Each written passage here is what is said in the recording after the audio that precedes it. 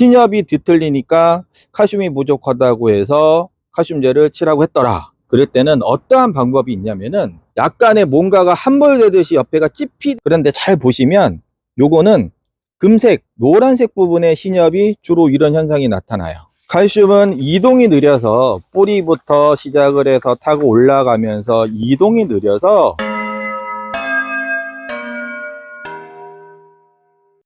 두둥 23년 1월 입이 안 익네.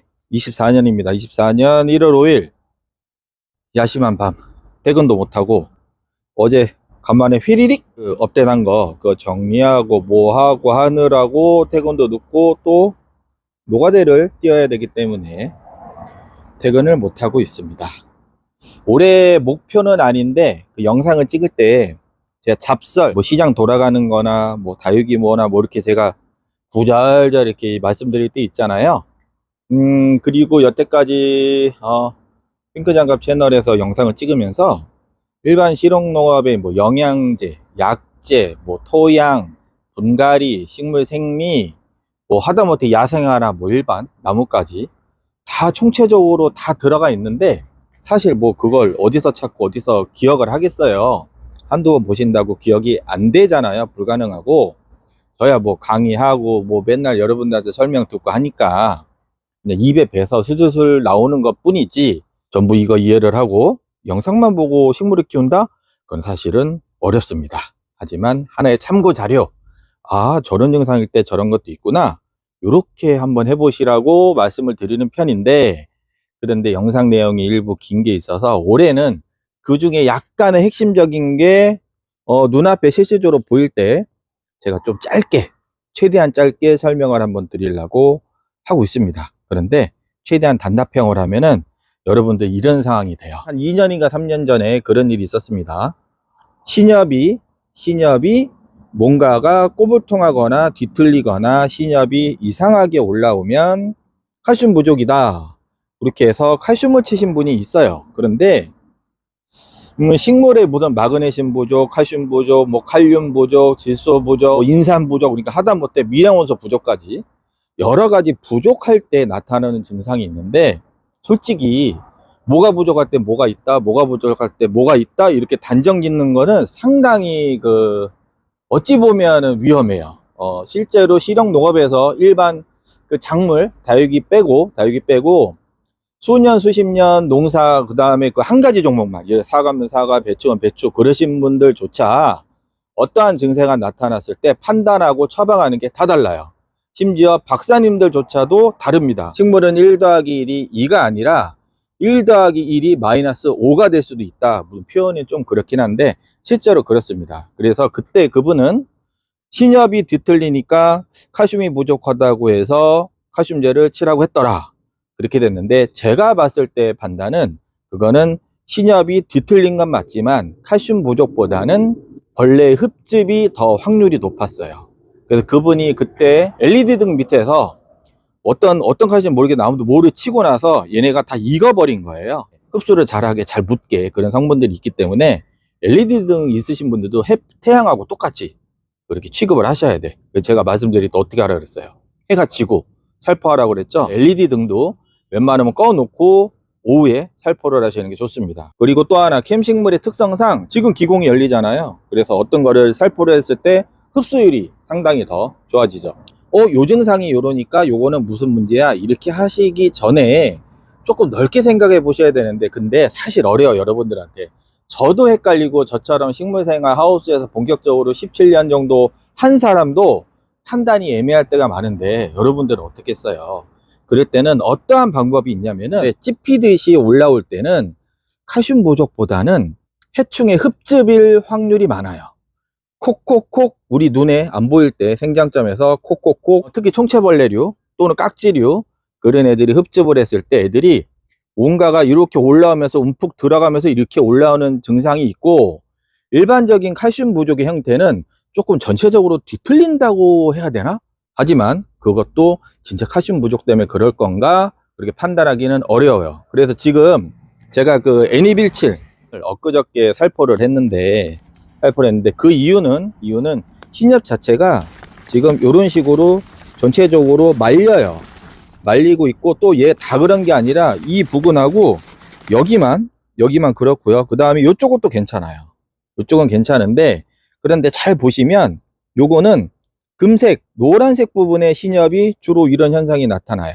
그런데 또 잘 보시면 여기는 또 괜찮아. 여기도 노란데, 제 기준에서 제가 할 수 있는 판단은 이거는 칼슘 부족이라든가 기타 영양 부족. 왜냐하면 날이 춥기 때문에 우리가 물을 못 주잖아요. 물을 못 주기 때문에 이쪽으로 신엽으로 공급하는 게 적을 수도 있다, 이렇게 판단을 해서 이거는 칼슘 부족의 원인을 저는 두고 애니빌치를 살포를 했습니다. 그렇다고 살포를 한다고 하더라도 바로 좋아지는 게 아니라 신엽에서 깨끗하게 올라오는 것이고, 지금 이 상태는 이미 세포가 파괴된 것이라 회복을 하지 않아요. 칼슘은 이동이 느려서 뿌리부터 시작을 해서 타고 올라가면서 이동이 느려서 칼슘 자체는 옆면 살포가 효과적이라고 말씀드렸잖아요. 지금 이게 애니빌치라고 뉴스막 섞어 놓은 거예요. 이동이 느려서 옆면 살포가 효과적이라고 했는데, 근데 제가 가끔 말씀드릴 때 어떻게 말씀드렸을까?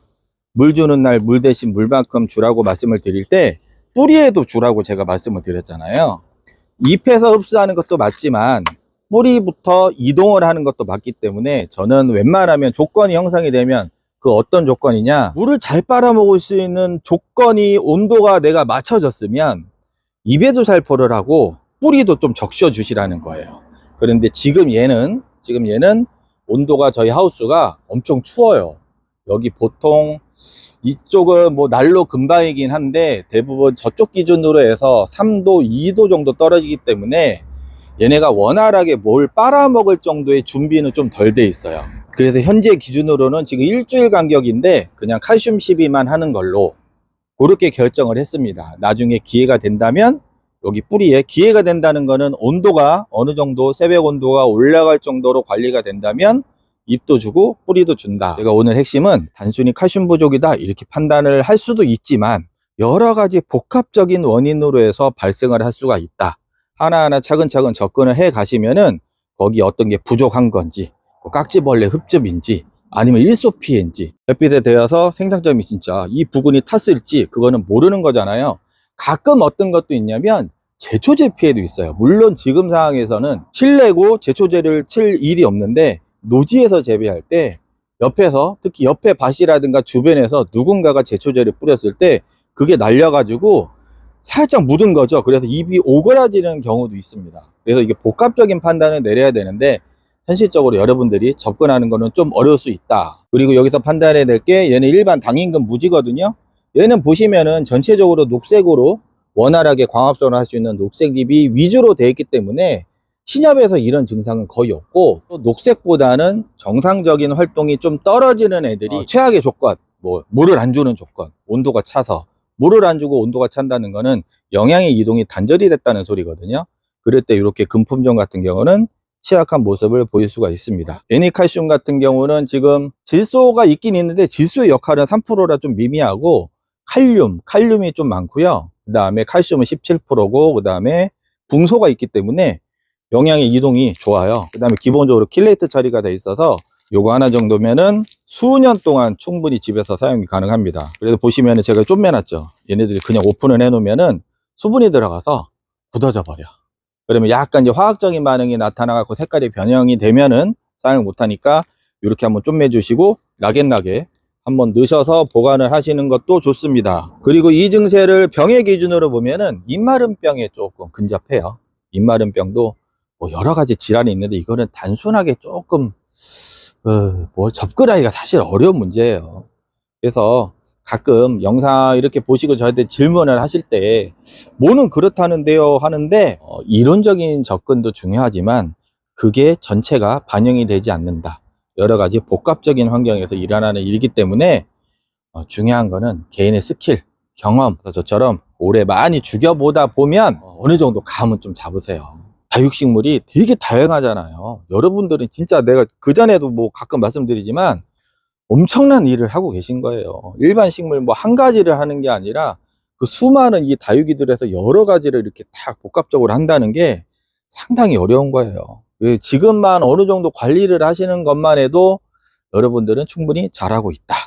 그래서 판단을 하실 때는 조금 넓게 보자, 이런 말씀을 드리고 싶습니다. 오늘 까먹지 말으셔야 될 거는, 살포할 때는 언제 한다? 웬만하면 해가 지고 지금 시간보다는 사실 뭐 된다면 기공이 열리는 3시 반에서 4시 정도에 그때 활용하셔도 좋지요.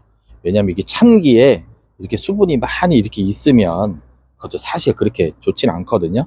그런데 시간이 지금이라서 제가 그냥 하면서 말씀을 드렸습니다. 저는 슬슬 이만 퇴근은 못하고 노가대 마저 하고 다음에 뵙겠습니다. 안녕.